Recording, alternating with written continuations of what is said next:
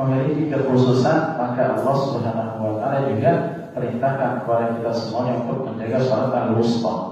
Dijagalah salat kata Allah, dan jagalah juga salat al-wusta, itu salat asar. Kemudian ada juga yang mengatakan innal asra huwa az-zaman. Yang dimaksud dengan al-asr dalam ayat yang mulia ini adalah az-zaman, waktu atau masa, sebagaimana yang kita terjemahkan tadi di awal. Wa hadza huwa al-asah, dan ini yang lebih tepat. Jadi makna atau arti dari al-asr dalam ayat ini adalah waktu atau zaman. Ini yang lebih tepat. Aqsamallahu bihi lima yaqa'u fihi min ikhtilafil ahwal wa taqallubatil umur. Allah Subhanahu wa taala bersumpah dengan masa atau waktu ini karena dia dari waktu ke waktu. Ya, bahkan manusia ya ada yang jadi waktu yang seperti saat. Makanya di sisi Allah Subhanahu wa taala waktu ini sangatlah penting. Dan waktu ini adalah umur kita. Dan waktu ini adalah umur kita semuanya. Ya. Sebuah ungkapan pernah mengatakan al-waktu kas-sayf. Waktu itu seperti pedang. Illa taqahu qata'ak. Kalau kau tidak menggunakan waktu itu, pedang itu untuk memotong, maka kau akan dipotong oleh waktu itu. Ya, banyak orang ya, kalau kita pikir saja ya, tiba-tiba sudah sore, tiba-tiba sudah malam ya, tiba-tiba berganti hari, cepat sekali waktu ini berjalan. Nah, kalau kita tidak menggunakan dengan sebaik-baiknya, maka ya kita akan menjadi orang-orang yang akan disebutkan oleh Allah Subhanahu wa taala di dalam surah ini kalau kita tidak memanfaatkan waktu tersebut. Kemudian sebagian ulama sebelum melanjutkan ayat yang kedua, sebagian ulama mencari apa hubungan ya antara surah sebelumnya dengan surah Al-Asr. Surah sebelumnya apa? Kalau dalam urutan Al-Qur'annya bukan At-Takatsur. Kalau kajian kita kan dari bawah. Ya, kalau ini maksudnya surah sebelumnya adalah surah At-Takatsur. At-Takatsur artinya adalah berlebihan ya, di dalam masalah banyak hal, dalam masalah harta dan seterusnya. Nah, semua mereka itu merugi. Dalam At-Takatsur itu orang-orang yang misalkan seperti apa hanya membanggakan anak-anak dan seterusnya, semua mereka merugi kecuali orang-orang yang akan disebutkan oleh Allah Subhanahu wa taala di dalam ayat ini, yaitu ada 4 jenis orang. Ada 4 sifat orang yang tidak akan merugi ya di sisi Allah Subhanahu wa taala. Kemudian itu dari pendapat para ulama ya yang mengatakan al-asr artinya adalah waktu asar atau di akhir siang. Ada juga yang mengatakan al-asr artinya masa atau zaman, dan ini yang lebih tepat. Kemudian ayat yang kedua, Allah Subhanahu wa taala mengatakan innal insana lafi khusr. Sesungguhnya manusia benar-benar berada di dalam kerugian. Allah Subhanahu wa taala mentakkid atau menekankan makna rugi ini di dalam 3 kondisi yang menunjukkan betapa para orang yang akan disebutkan ya oleh Allah Subhanahu wa taala yang tidak akan merugi ini adalah para orang-orang yang tidak menjalankan keempat ini, maka dia termasuk orang-orang yang merugi. Ditakkid dengan 3 perkara. Yang pertama adalah sumpah. Ayat yang pertama, Allah Subhanahu wa taala bersumpah. Tidak Allah Subhanahu wa taala bersumpah kecuali dalam perkara-perkara yang besar yang menunjukkan perkara yang sangat berbahaya bagi kita semuanya. Kemudian yang kedua adalah Allah Subhanahu wa taala menggunakan kata inna. Inna artinya apa? Sesungguhnya. Takkid.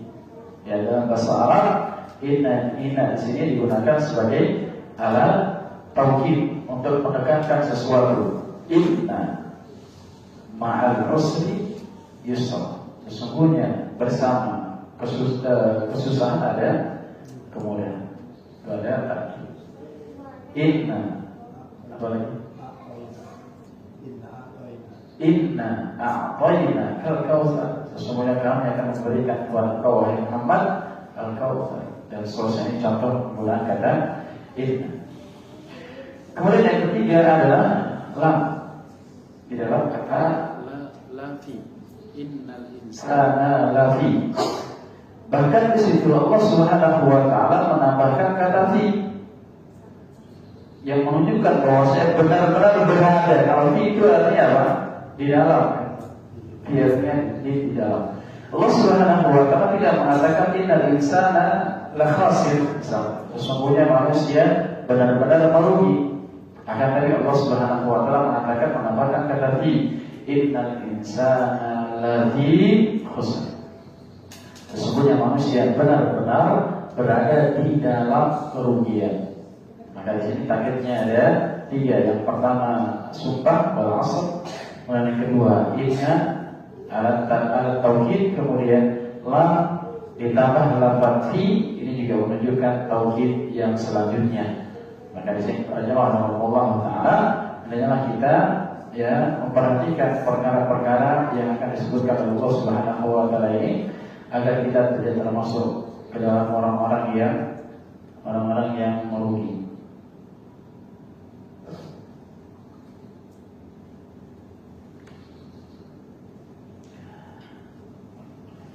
Kemudian al-insan, ada perbedaan pendapat di kalangan para ulama. Apa yang dimaksud dengan al-insan di dalam ayat yang mulia ini? Insan artinya manusia. Insan artinya manusia. Tapi yang dimaksud para ulama di sini, ya ada yang mengatakan al-insan yang dimaksud dalam ayat ini adalah orang-orang kafir. Ada yang mengatakan seluruh manusia. Jadi manusia atau insan yang dimaksud dalam ayat ini ada yang mengatakan adalah orang-orang kafir. Ada yang mengatakan ya artinya adalah seluruh manusia secara umum, baik yang muslim ataupun yang kafir.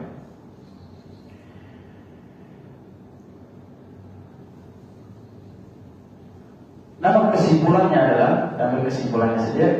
Ya, kesimpulannya adalah ya al-insan di sini diawali dengan kata alif lam. Alif lam al-istighraqiyah yang berarti adalah keseluruhan manusia, baik yang muslim ataupun yang kafir, termasuk dalam ayat ini apabila apabila dia tidak memperhatikan keempat perkara tersebut. Kemudian apa saja keempat jenis perkara tersebut yang orang-orang tidak akan merugi apabila dia memegang perkara atau menjalankan perkara tersebut. Maka Allah Subhanahu wa taala menyebutkan dalam ayat yang ketiga, ayat yang terakhir. Cepat selesai ini. Udah ayat yang terakhir. Misalnya jam berapa? Jam 7 lewat 7 lewat 19. Mundur ya? Enggak, 19 lewat 5. Ya, 7 lewat 19. 7 lewat 19. Agak Super Jaya beda sama di sini. Sini apa ya? Satria Jaya. Apa desa? Satria Jaya. Satria Jaya. Baik. Orang-orang yang merugi tersebut kata Allah Subhanahu wa taala illal ladzina amanu wa 'amilus shalihat wa tawassaw bil haqqi wa tawassaw bis sabr. Yaitu kecuali orang-orang yang pertama adalah orang-orang yang beriman. Yang pertama adalah orang-orang yang beriman. Yang dimaksud dengan iman di sini, kata Syekh Muhammad bin Shalih Al-Utsaimin rahimahullahu taala adalah al-iman alladhi la yukhalijuhu syakkun wa taraddad bima bayyanahu Rasul sallallahu alaihi wasallam hina sa'alahu Jibril al-iman. Iman yang tidak ada keraguan sedikit pun terhadap penjelasan Rasulullah SAW tatkala ditanya oleh Jibril tentang apa? Tentang iman. Apa itu iman? Kata Jibril apa? Antu'min. Kata Nabi SAW apa? Antu'mina billahi wa malaikatihi wa kutubihi wa rusulihi wal yawmil akhir wa tu'mina bil qadari khairihi wa syarrihi. Itu rukun-rukun iman ya. Ada 5 ya rukun iman. Ada 6. Bukan iman ada. Baik. Rukun iman yang 6 semuanya tidak boleh kita ragu sedikit pun. Tidak boleh kita ragu sedikit pun, termasuk perinciannya.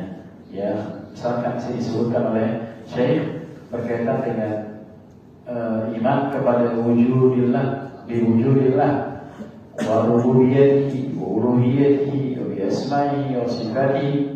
Ya, iman yang pertama adalah beriman kepada Allah Subhanahu wa taala, iman kepada wujudnya, iman kepada rububiyahnya, iman kepada uluhiyahnya, asma dan sifatnya. Semuanya kita beriman tanpa ragu sedikit pun. Ya, kemudian tentang malaikat. Malaikat kita iman kepada malaikat secara umum, bahwa Allah Subhanahu wa taala menciptakan makhluk yang lain bernama malaikat dari cahaya. Ya, ada yang dijelaskan kepada kita nama-namanya, berikut tugas-tugasnya. Ada juga yang tidak dijelaskan kepada kita, yang dijelaskan kita imani secara rinci, yang tidak dijelaskan kita imani secara apa? Secara global. Ya, kita imani secara global. Sekarang tidak masuk akal. Ada yang sayapnya satu, kan sayapnya satu gimana modelnya? Tidak masuk akal. Akan tapi ketika itu nas dari Nabi SAW, maka kita wajib mengimani tanpa keraguan sedikit pun. Begitu pula tentang kitab, ada yang dijelaskan, ya, kita imani kitab-kitab samawi, ya, kitab-kitab yang turun dari langit, ya, Taurat, Zabur, Injil, Al-Quran. Taurat, Zabur dan Injil kita imani secara global, ya, karena kalau kita berkaca di hari-hari ini atau di zaman kita sekarang, maka kitab-kitab tersebut sudah tidak otentik lagi. Ya, sudah tidak otentik. Yang benar otentik atau apa? Asli atau enggak? Ya. Sudah tidak asli lagi, sudah dirubah, ya, sudah ditambah dan dikurangi sesuai dengan hawa nafsu para pemuka agama mereka. Kemudian juga kita beriman kepada Rasul juga demikian. Semua Rasul yang diutus oleh Allah Subhanahu wa taala kita tidak boleh fala nufarriqu baina ahadin minhum. Kita tidak membeda-bedakan satu di antara semuanya. Kita iman kepada para Rasul yang diutus oleh Allah Subhanahu wa taala, baik yang dijelaskan disebutkan namanya ataupun yang tidak disebutkan namanya. Ya, karena ada sebagian nabi yang tidak disebutkan namanya. Seorang Rasul tidak disebutkan namanya oleh Allah Subhanahu wa taala, maka kita imani secara tidak kita beda-bedakan antara satu nabi dengan nabi yang lain, antara satu Rasul dengan Rasul yang lain. Begitu pula hari akhir, akhirnya di antara juga keimanan yang wajib kita yakini, tidak boleh kita ragukan sedikit pun bahwasanya hari ini atau hari akhir ini pasti terjadi. Pasti ada hari yang kedua, hari yang kekal dan abadi. Kita semuanya pasti akan pulang apa? Pulang kampung kita di akhirat yang asli. Ya, makanya kalau kita mau bangun rumah, ya bangun di kampung. Ada yang dari sini rata-rata punya kampung kan? Atau bangun di kampung, bangun di sini aja. Kalau udah nggak ada yang pulang kampung, ya seperti itu. Tapi kampung yang dimaksud di sini adalah kampung akhirat, kampung kita semuanya, ya, yang mudah-mudahan Allah Subhanahu wa taala membangunkan bagi kita semuanya rumah di surga, ya. Kita pulang kampung, tempatnya sudah nyaman. Begitu tentang takdir, maka kita wajib beriman pada takdir, baik takdir yang buruk ataupun takdir yang baik. Ya, takdir yang buruk kita beriman, takdir yang baik juga kita beriman. Kemudian di antara bentuk iman adalah amal saleh. Di antara bentuk iman adalah, dan di antara cara membuktikan keimanan itu adalah beramal dengan amalan yang saleh. Akan tapi di dalam ayatnya Allah Subhanahu wa taala menyebutkan di antara orang-orang yang tidak merugi adalah wa 'amilus shalihat. orang-orang yang beramal kebajikan, amal yang saleh. Ini menunjukkan bahwa amal saleh sangatlah penting untuk kita perhatikan ya dalam kehidupan kita semuanya.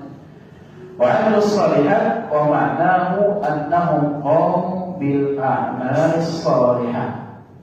Yang dimaksud dengan wa amilus shalihat adalah bahwasanya mereka orang-orang yang tidak merugi itu mereka menegakkan amalan-amalan saleh min salatin wa zakatin wa siyamin wa hajjin wa birrin bil walidain wa silatul arham wa ghairi dzalika.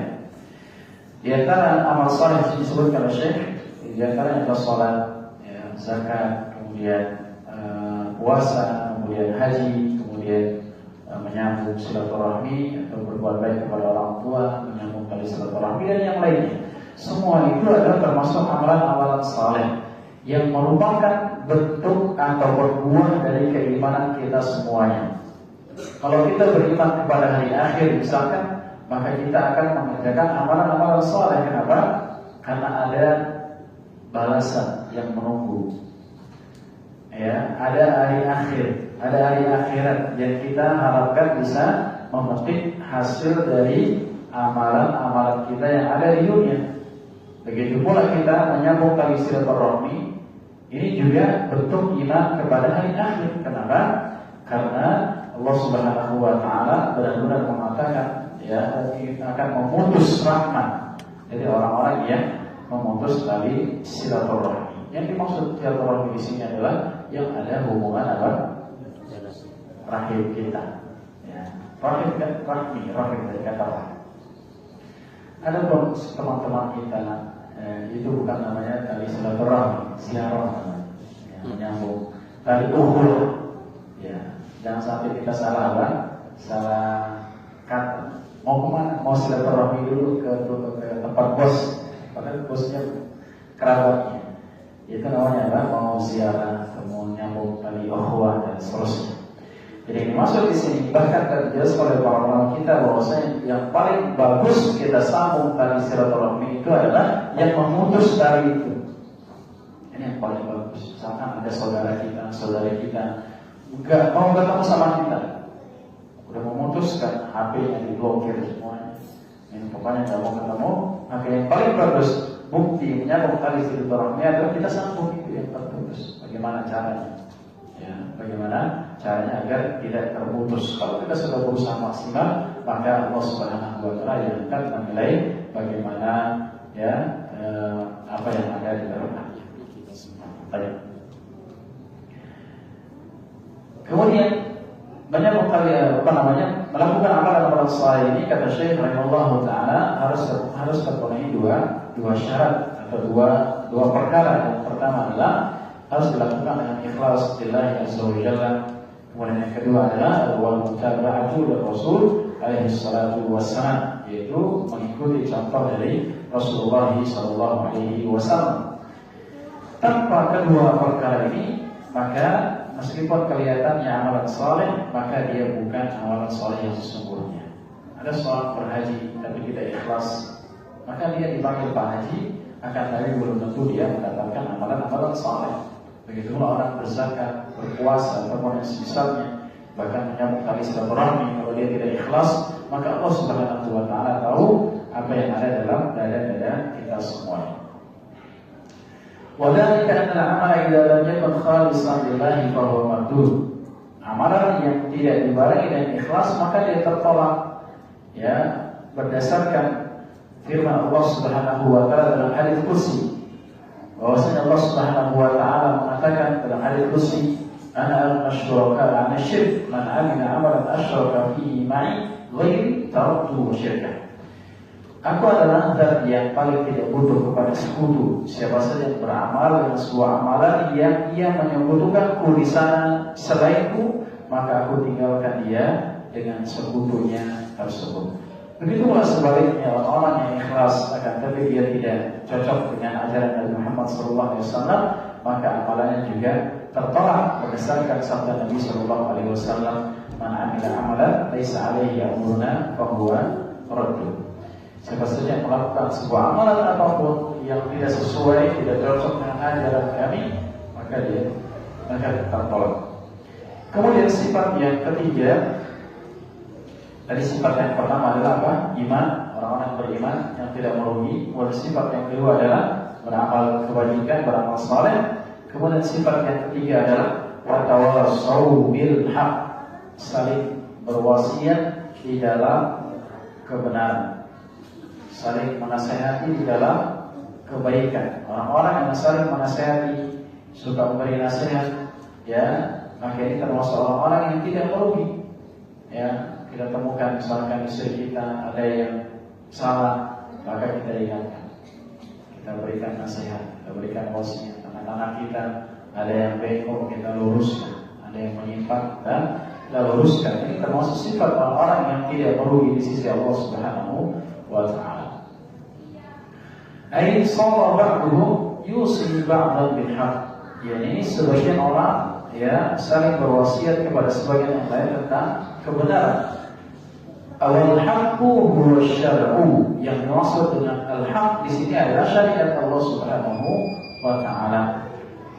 Yani intinya di sini para jemaah Allah Ta'ala, orang-orang yang tidak merugi, yang ketiga orang-orang yang saling berwasiat di dalam kebaikan. Kemudian yang terakhir adalah orang-orang yang saling berwasiat di dalam kesabaran. Dan kesabaran di sini ada 3 jenis. Sabar yang pertama adalah sabar di atas ketaatan kepada Allah Subhanahu wa Ta'ala. Ketaatan membutuhkan kesabaran. Berjalan dari rumah ke masjid butuh kesabaran. Padahal kita bisa sholat di masjid, di rumah sah sholatnya.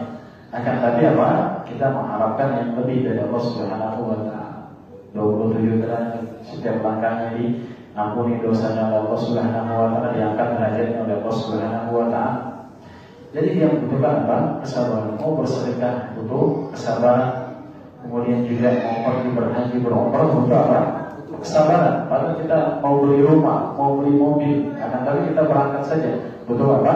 Butuh kesabaran. Kemudian yang kedua adalah sabar maharimillah, dari meninggalkan keharuman Allah Subhanahu wa Ta'ala, meninggalkan maksiat juga butuh kesabaran, ya, meninggalkan minuman-minuman keras butuh kesabaran, meninggalkan mencaci. Kemudian yang ketiga adalah sabr an aqdarillah, sabar dari menerima takdir Allah Subhanahu wa Ta'ala. Apa yang ditakdirkan oleh Allah Subhanahu wa Ta'ala kepada kita semuanya, maka itu yang terbaik buat kita semuanya. Meskipun terkadang ya tidak cocok dengan selera kita, tidak cocok dengan ya kondisi kita. Subhanahu wa Ta'ala mengatakan apa? Allah Subhanahu wa Ta'ala mengatakan apa ayatnya? Ada yang bisa mengingatkan? Allah Subhanahu wa Ta'ala berfirman, wa asa an takrahu syai'an wa huwa khairun lakum wa asa an takrahu syai'an fa yaj'alullahu fihi khairan katsiran. Allah Subhanahu wa Ta'ala mengatakan bisa jadi kau benci sesuatu padahal itu lebih baik bagimu, dan bisa jadi kau benci sesuatu padahal ya di balik sesuatu yang kau benci itu ada kebaikan yang sangat banyak. Berapa banyak di antara kita misalkan benci apa misalkan ada kecelakaan benci apa kira-kira, atau bannya bocor, nggak suka apa suka ban bocor, nggak suka. Padahal bisa jadi banyak orang yang diselamatkan dari kecelakaan gara-gara apa? Bocor ban. Ya, ada orang tiketnya yang viral itu, tiketnya terlambat pesawatnya. Dia termasuk salah satu yang selamat dari kecelakaan pesawat. Allah Subhanahu wa Ta'ala tahu yang terbaik. Maka kita harus berhusnuzan kepada Allah Subhanahu wa Ta'ala, menerima takdir Allah Subhanahu wa Ta'ala, dan ini membuat hati kita menjadi tenang, menjadi lapang menjalani seluruh apa yang ditimpakan kepada kita semuanya. Baik kalau baik kita bersyukur kepada Allah Azza wa Jalla, kalau buruk maka kita jalani dengan bersabar dan mohon kepada Allah Subhanahu wa Ta'ala dimudahkan segala urusan-urusan kita semuanya. Allah Ta'ala wa alam, ini dapat kita sampaikan kepada jemaah Allah Ta'ala. Intinya di sini adalah di antara 4 sifat yang Allah Subhanahu wa Ta'ala katakan tidak akan merugi di kalangan manusia itu adalah yang pertama orang-orang yang beriman, kemudian yang kedua adalah orang-orang yang beramal saleh, kemudian yang ketiga adalah orang-orang yang saling berwasiat, saling menasihati dalam kebaikan, saling beramal ma'ruf nahi munkar, dan ini juga yang keempat adalah saling berwasiat di dalam kesabaran. Allah Ta'ala wa'ala. Semoga Allah Subhanahu wa Ta'ala jadikan kita termasuk dalam keempat sifat tersebut. Subhanakallahumma wa bihamdika asyhadu an la ilaha illa anta astaghfiruka wa atubu ilaik. Assalamualaikum warahmatullahi wabarakatuh.